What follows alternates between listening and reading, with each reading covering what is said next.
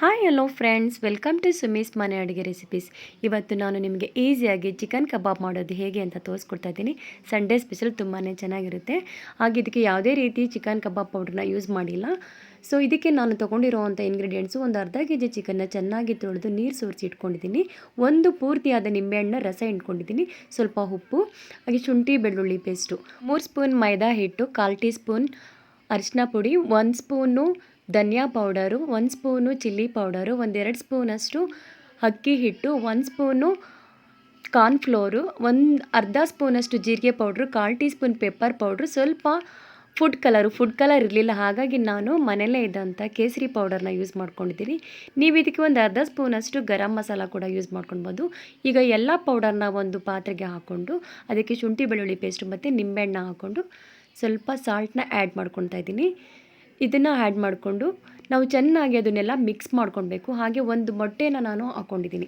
ಒಂದು ಮೊಟ್ಟೆನ ಒಡೆದು ಹಾಕ್ಕೊಂಡು ಅದನ್ನೆಲ್ಲ ಒಂದು ಸ್ಪೂನಲ್ಲಿ ಚೆನ್ನಾಗಿ ಕಲಿಸ್ಕೊಳ್ತಾ ಇದ್ದೀನಿ. ನಾವು ಸ್ಪೂನಲ್ಲಿ ಅಷ್ಟು ನೀಟಾಗಿ ಬರಲ್ಲ, ಅದಕ್ಕೆ ಒಂದು ಸ್ಮ್ಯಾಶರ್ ಬರುತ್ತೆ ಟರ್ನ್ ಮಾಡೋದು, ಸೊ ಅದಿಲ್ಲ, ಹಾಗಾಗಿ ನಾನು ಕೈಯಲ್ಲೇ ಈಗ ಚೆನ್ನಾಗಿ ಎಲ್ಲನೂ ಮಿಕ್ಸ್ ಮಾಡ್ಕೊತೀನಿ.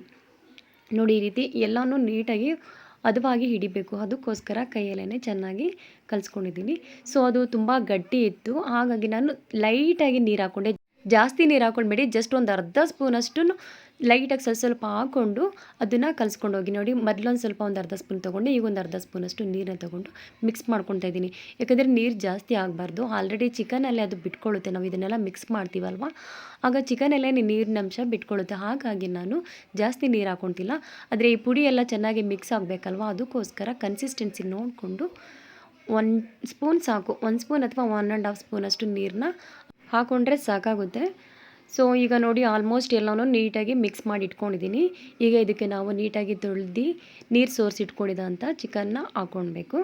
ಅದನ್ನು ಹಾಕ್ಕೊಂಡು ಅದಕ್ಕೆ ಫುಲ್ಲು ಮಿಕ್ಸ್ ಮಾಡ್ಕೊಳ್ಬೇಕು. ನೋಡಿ, ಈಗ ಚಿಕನ್ನ ಆ್ಯಡ್ ಮಾಡ್ಕೊತಾ ಇದ್ದೀನಿ. ಸೊ ಇದು ಎಲ್ಲ ಕಡೆ ಹಿಡಿಬೇಕಲ್ವ, ಹಾಗಾಗಿ ಕೈಯಲ್ಲೇ ಮಿಕ್ಸ್ ಮಾಡ್ಕೊತಿದ್ವಿ. ಕೈನ ಚೆನ್ನಾಗಿ ತೊಳ್ಕೊಂಡು ಹಾಕೊಳ್ಳಿ, ಇಲ್ಲ ನೀವು ಕೈಗೆ ಗ್ಲೌಸ್ ಹಾಕ್ಕೊಂಡು ಕೂಡ ಮಿಕ್ಸ್ ಮಾಡ್ಕೊಳ್ಬೋದು.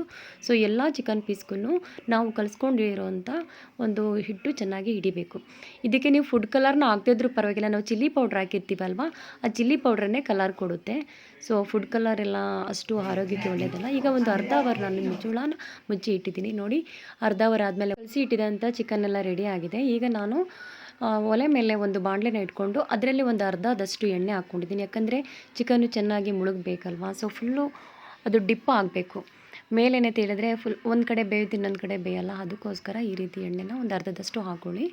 ಈಗ ನಾವು ಕಲಸಿಟ್ಕೊಂಡಿದ್ದಂಥ ಚಿಕನ್ ಪೀಸ್ನ ಒಂದೊಂದೇ ಈ ರೀತಿ ಸೈಡಲ್ಲಿ ಸಪ್ರೇಟಾಗಿ ಹಾಕ್ಕೊಳ್ಳಿ. ಎಲ್ಲ ಒಟ್ಟಿಗೆ ಹಾಕ್ಕೊಂಡ್ರೆ ಎಲ್ಲ ಅಂಟ್ಕೊಂಡು ಬಿಡುತ್ತೆ, ಸರಿಯಾಗಿ ಬೇಯಲ್ಲ.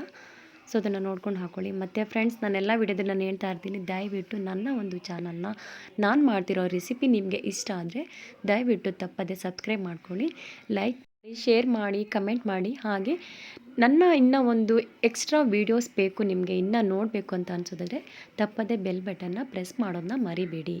ಈಗ ಚಿಕನ್ನ ನಾವು ಒಂದು ಸೈಡ್ ಬೇಯಿಸ್ಕೊಂಡಿದ್ದೀವಲ್ವ, ಟರ್ನ್ ಮಾಡ್ಕೊತಾ ಇದ್ದೀನಿ. ಸೊ ಮೊದಲೇ ನೀವು ಮಿಕ್ಸ್ ಮಾಡ್ಕೊಳಕ್ಕೆ ಹೋಗ್ಬಿಡಿ, ಅದರ ಒಂದು ಪುಡಿ ಎಲ್ಲ ಅಂಟ್ಕೊಂಡ್ಬಿಡುತ್ತೆ. ಒಂದು 2 ಮಿನಿಟ್ಸ್ ಆದಮೇಲೆ ಈ ರೀತಿ ತಿರುಗ್ಕೊಳ್ತಾ ಇರಿ. ಸೊ ಮೀಡಿಯಮ್ ಫ್ಲೇಮಲ್ಲೇ ಚೆನ್ನಾಗಿ ಫ್ರೈ ಮಾಡ್ಕೊಳ್ಳಿ, ಯಾಕಂದರೆ ಎಲ್ಲ ಕಡೆ ಅದು ಚೆನ್ನಾಗಿ ಬೇಯಬೇಕು, ಅದಕ್ಕೋಸ್ಕರ. ಸೊ ಒಂದು 10 ಮಿನಿಟ್ಸು ನೀವು ಈ ರೀತಿ ಮೀಡಿಯಮ್ ಫ್ಲೇಮ್ನಲ್ಲಿ ಬೇಯಿಸ್ಕೊಳ್ಳಿ, ಕಬಾಬ್ ರೆಡಿ ಆಗುತ್ತೆ. ನಿಮ್ಗೆ ಇನ್ನೂ ಜಾಸ್ತಿ ಕ್ರಿಸ್ಪಿ ಬೇಕು ಅಂತ ಅಂದರೆ ಮತ್ತೊಮ್ಮೆ ಇದನ್ನು ಹಾಕ್ಕೊಂಡು ಒಂದು 2 ಮಿನಿಟ್ಸು ರೀಫ್ರೈ ಮಾಡ್ಕೊಳ್ಳಿ. ಸೊ ಈ ರೀತಿ ಕ್ರಿಸ್ಪಿಯಾಗಿ ಬರುತ್ತೆ, ತಿನ್ನೋದಕ್ಕೂ ತುಂಬ ಟೇಸ್ಟಿಯಾಗಿರುತ್ತೆ. ಯಾವುದೇ ಕಲರ್ ಯೂಸ್ ಮಾಡದೆ ಮಾಡಿದ್ದೀವಿ. ಯಾರೆಲ್ಲ ನನ್ನ ವೀಡಿಯೋನ ನೋಡಿದ್ರಿ ಪೇಷನ್ಸಿಂದ ಎಲ್ರಿಗೂ ತುಂಬ ಥ್ಯಾಂಕ್ಸ್.